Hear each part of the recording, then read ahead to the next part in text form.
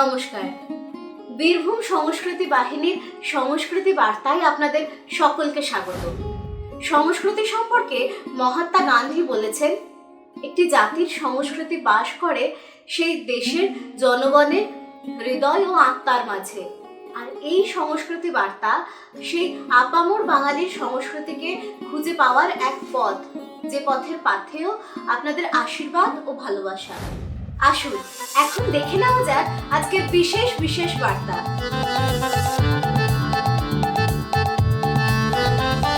Nagpure academy पुरस्कार प्राप्त नाट्यकार अभिराम भरकमकर।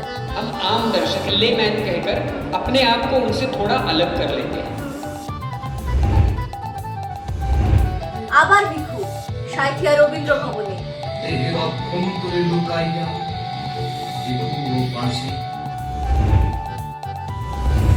দুষ্ট শিশুদের মিষ্টি ক্ষীরের পুতুল শিউলিতে।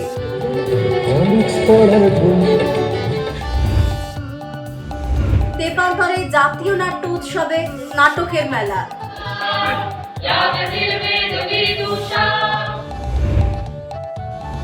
বোলপুরে মাতৃবন্দনায় জ্ঞানানন্দ সেবাশ্রম।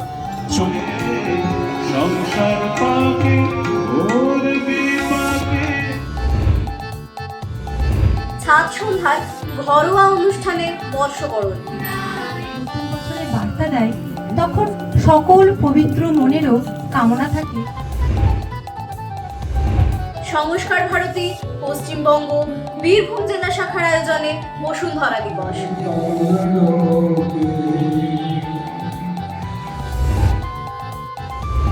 জীবন্ত কিংবদন্তি ডাক্তার সুকুমার চন্দ্রের হাত দিয়ে প্রকাশিত হলো নাট্যকথার তারাশঙ্কর সংখ্যা।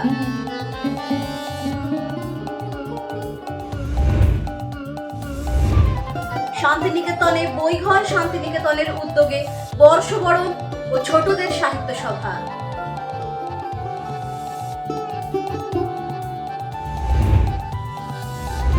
ইতিহাস ও ঐতিহ্যে মুন্ডু মালিনীতলা। মুন্ডুমালিতলা কমপ্লিট 2025।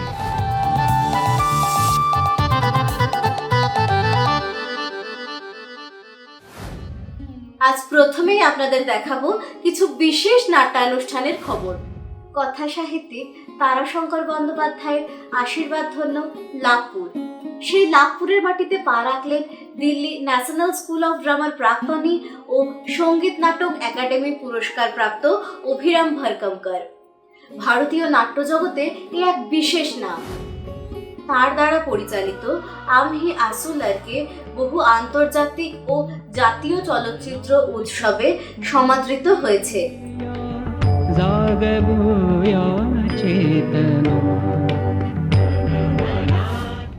লেখালেখি ছাড়াও তিনি বিভিন্ন চলচ্চিত্রে অভিনয় করে সুখ্যাতি অর্জন করেছেন।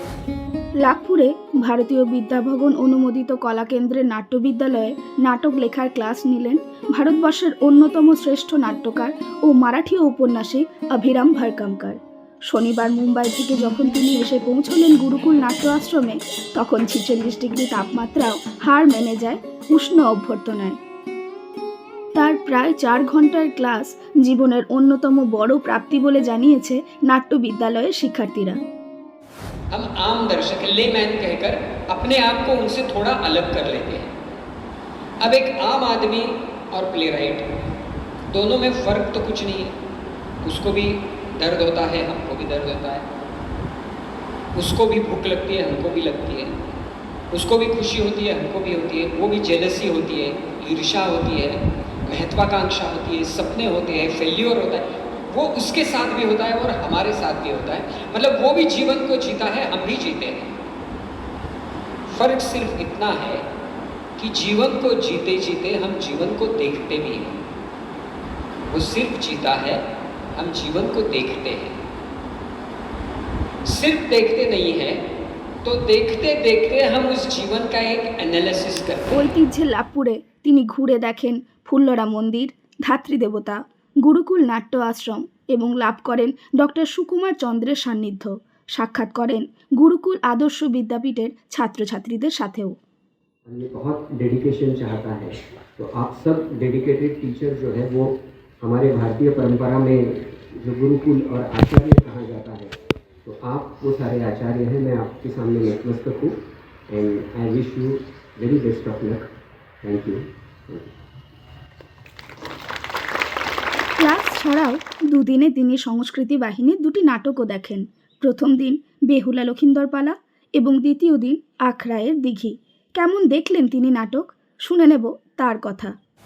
मुझे ये बहुत ही यूनिक और अद्भुत लगा, क्योंकि इस तरह से मतलब एक्टर्स का इस्तेमाल एज अ पपेट करके पपेट की बॉडी लैंग्वेज इंसान एक्टर्स की तरफ से उनकी बॉडी लैंग्वेज में बात करना।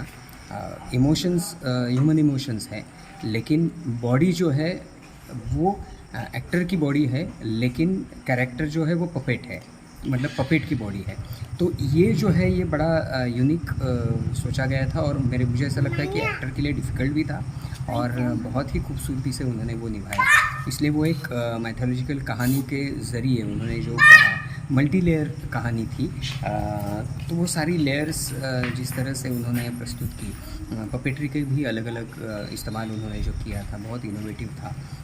तो बहुत मज़ा आया, और मुझे ऐसा लगता है कि ऐसा ही थिएटर लोगों के दिल को और जहन को भी में बच जाता है, मतलब जो दिल को भी छुए और सोचने को भी मजबूर करे। तो इस तरह का ये थिएटर था, और बहुत यूनिक और इनोवेटिव आइडिया था, बहुत अच्छा लगा। কথা সাহিত্যিক মানিক বন্দ্যোপাধ্যায়ের প্রাগৈতিহাসিক গল্প অবলম্বনে ভবানীপুর সপ্তপ্রদীপের ভিখু মঞ্চস্থ হল সাঁইথিয়া রবীন্দ্র ভবনে।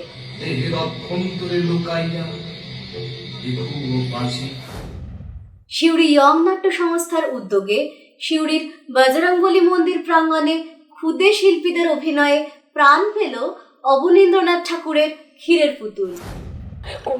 রামনবমী উপলক্ষে 17 এপ্রিল সিউড়ি মেহনতি ক্লাবের উদ্যোগে 2 দিন ব্যাপী সাংস্কৃতিক অনুষ্ঠান হয় সিউড়ি সুকান্তপল্লীর বজরংবলী মন্দির প্রাঙ্গণে।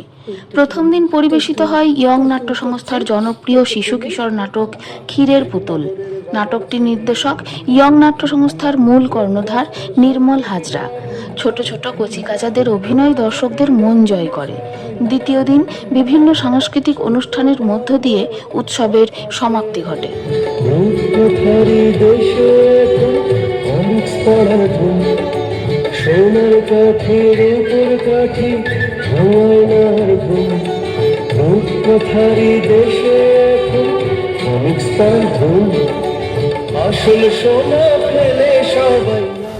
পশ্চিম বর্ধমানের অজয় নদের তীরবর্তী সাতকাহনিয়া গ্রাম এবং আমরা সংস্থার উদ্যোগে সেখানকার তেপান্তর নাট্যগ্রামে প্রত্যেকবারের মতো এবারেও অনুষ্ঠিত হয় 1 সপ্তাহব্যাপী এক নাট্য উৎসব। 18 এপ্রিল থেকে 24 এপ্রিল 7 দিন ব্যাপী 14তম তেপান্তর ন্যাশনাল থিয়েটার ফেস্টিভ্যাল অনুষ্ঠিত হয় পশ্চিম বর্ধমানের সাতকাহনিয়াতে। এবং আমরার উদ্যোগে ভারত সরকারের সংস্কৃতি মন্ত্রকের সহায়তায় এই নাট্য উৎসবে 10টি দল অংশগ্রহণ করে। ঝাড়খণ্ড, দিল্লি, উত্তরপ্রদেশ, সিকিম সহ পশ্চিমবঙ্গের বিভিন্ন নাট্যদল এই উৎসবে তাদের নাটক পরিবেশন করে উৎসবকে সফল করে তোলে।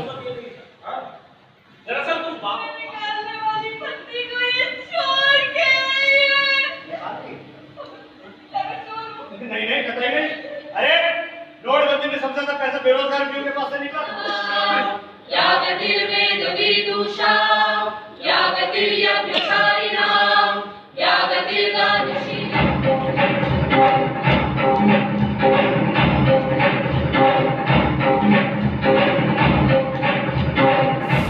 চলুন এবার চলে যাই বোলপুরে।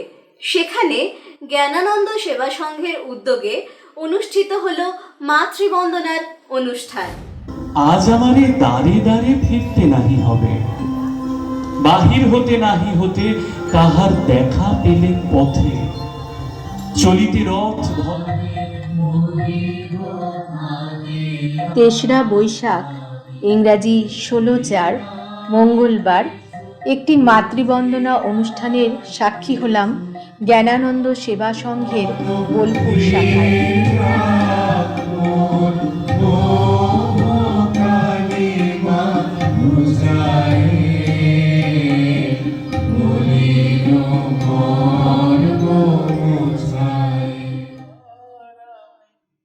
পয়লা বৈশাখ থেকে শুরু হয়েছিল এখানে অন্নপূর্ণা মায়ের পুজো। সেদিন ছিল অষ্টমী এবং বৃহস্পতিবার ছিল বিসর্জন। বহু ভক্ত শিষ্যের আগমনে পবিত্র মন্দির প্রাঙ্গণ ছিল মুখরিত।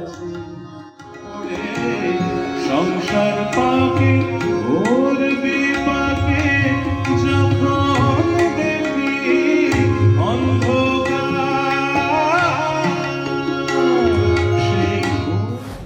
সেই বোলপুরেই আবার কচি কাচাদের নিয়ে ছাদ সন্ধ্যার ঘরোয়া অনুষ্ঠানে নতুন বছরকে বরণ করে নেয় আরও একদল সংস্কৃতিপ্রেমী মানুষ। ছোটবেলায় পাড়ায় পাড়ায় নববর্ষ বা রবীন্দ্র জয়ন্তী হতো। টিভি সিরিয়াল আর মোবাইলের দৌরাত্ম্যে যা লুপ্তপ্রায়। হঠাৎ আজ মুনমুন ঘোষের বাড়ির ছাদে সেই ছোটবেলার স্মৃতি ফিরে এলো। তার কচি কাঁচা ছাত্রছাত্রী আর পাড়ার কিছু উৎসাহী মানুষের সাহচর্যে। বেঁচে থাক তাদের এই অপটু প্রচেষ্টা।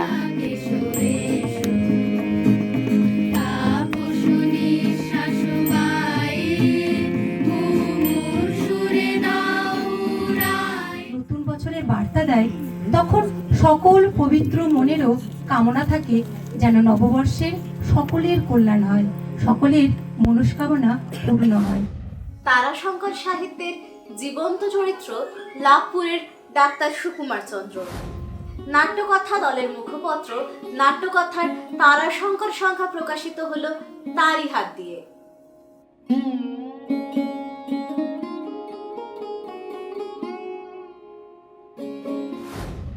21শে এপ্রিল রবিবার শান্তিনিকেতনের পূর্বপল্লীতে বইঘর শান্তিনিকেতনের উদ্যোগে অনুষ্ঠিত হয় বর্ষবরণ ও ছোটদের সাহিত্য সভা 1431। প্রখর তপন তাপে যখন শান্তিনিকেতনের রাস্তাঘাট পর্যটক শূন্য, স্থানীয় লোকজনও নিতান্ত প্রয়োজন ছাড়া ঘর থেকে বেরোতে সাহস পাচ্ছেন না, তখন প্রায় শতাধিক ক্ষুদে সাহিত্যিক ও তাদের অভিভাবকদের নিয়ে বইঘর শান্তিনিকেতন আয়োজন করল ছোটদের সাহিত্য সভা 1431। 21শে এপ্রিল সকাল 7টা থেকে 9:30 পর্যন্ত পূর্বপল্লীর একটি গাছপালা ছাওয়া মনোরম প্রাকৃতিক অঙ্গনে অনুষ্ঠিত হয় এই সাহিত্য সভা।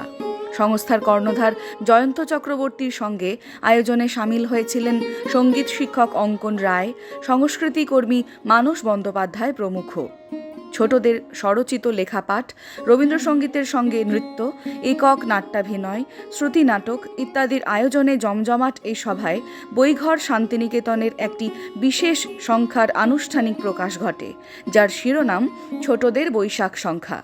অনুষ্ঠানটির সভা মুখ্য ছিলেন শ্রীমতী গৌরী মুখোপাধ্যায়। গ্রীষ্মের প্রখর রূপ আরম্ভ হবার আগেই সকলের উৎসাহ ও ভালোবাসায় সুন্দর ছোট্ট এই অনুষ্ঠানটির পরিসমাপ্তি ঘটে। ঘন ধান্যে পুষ্পে ভরা আমাদের এই বসুন্ধরা, এ আমাদের বড় গর্বের উচ্চারণ।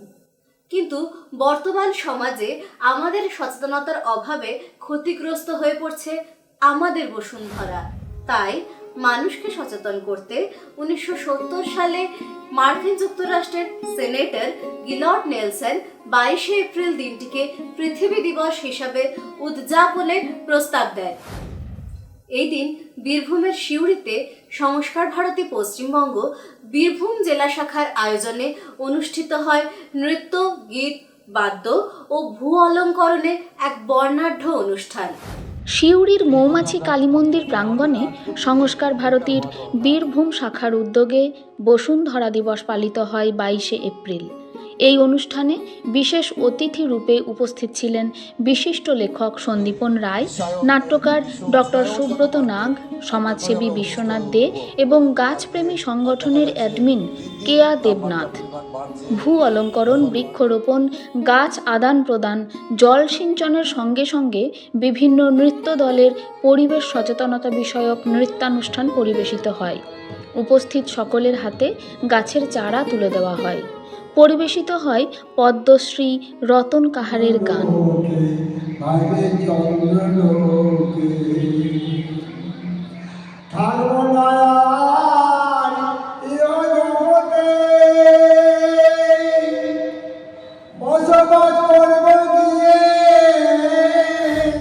ইতিহাস ইতিহাস আর ঐতিহ্যের আর এক সাক্ষী বীরভূমের কীর্ণাহার সংলগ্ন মুন্ডুমালিনীতলা। মহালক্ষ্মী, মহাকালী, মহাসরস্বতী এই ত্রিগুণার শক্তির আরাধনায় রত মুন্ডুমালিনীতলা ভক্তদের শক্তি ও বিশ্বাসের এক জায়গা। তন্ত্র সাধনভূমি বীরভূমের অন্যতম শক্তিক্ষেত্ররূপে পূজিতা মুন্ডমালিনী দেবী। লাভপুরের কাছে মহেশপুর গ্রাম সন্নিকটে এই মুন্ডমালিনী দেবীর মন্দির। এখানে দেবী বিরাজ করছেন মাতৃমূর্তিতে। বাসন্তী পূজায় প্রতি বছরই এখানে মহাকালী, মহালক্ষ্মী, মহাসরস্বতী এই ত্রিগুণা শক্তির পূজা করা হয়। সেই পূজা উপলক্ষে বসে মেলা। ভক্তবৃন্দের সমাগমে মুন্ডমালিনীতলা তখন এক অন্য রূপে ধরা দেয়। কিন্তু কে এই দেবী মুন্ডমালিনী? মা কালীর ত্রিগুণ মূর্তি, ত্রিগুণ মূর্তি। কখন থেকে শুরু হয়েছিল এই সাধনা? মুন্ডুমালিতলা কমপ্লিট 2000 বছর পুরনো। কে ছিলেন তিনি, যিনি এখানে সাধনায় সিদ্ধি লাভ করেছিলেন? যিনি প্রতিষ্ঠা করেছেন, আমার অনুভূতি যেটা পেয়েছি, খুব বড় সাধক। কারণ ত্রিগুণ শক্তি প্রতিষ্ঠা করা যার তার কর্ম। জঙ্গলাকীর্ণ নির্জন এই স্থানের মাহাত্ম্যই বা কী? এই নিয়েই একটি বিশেষ প্রতিবেদন থাকবে আপনাদের জন্য আগামী 29শে এপ্রিল সোমবার সন্ধ্যা 7টায়। চোখ রাখুন বীরভূম সংস্কৃতি বাহিনীর ইউটিউব চ্যানেলে। সংস্কৃতি বার্তা আজকের মতন এই পর্যন্তই। সকলে ভালো থাকুন এবং যারা এখনো বীরভূম সংস্কৃতি বাহিনীর ইউটিউব চ্যানেল সাবস্ক্রাইব করেননি তারা সাবস্ক্রাইব করুন এবং পাশে থাকা বেল আইকনটি প্রেস করুন। নমস্কার, আবার দেখা হবে আগামী শুক্রবার ঠিক সন্ধ্যা 7টায়।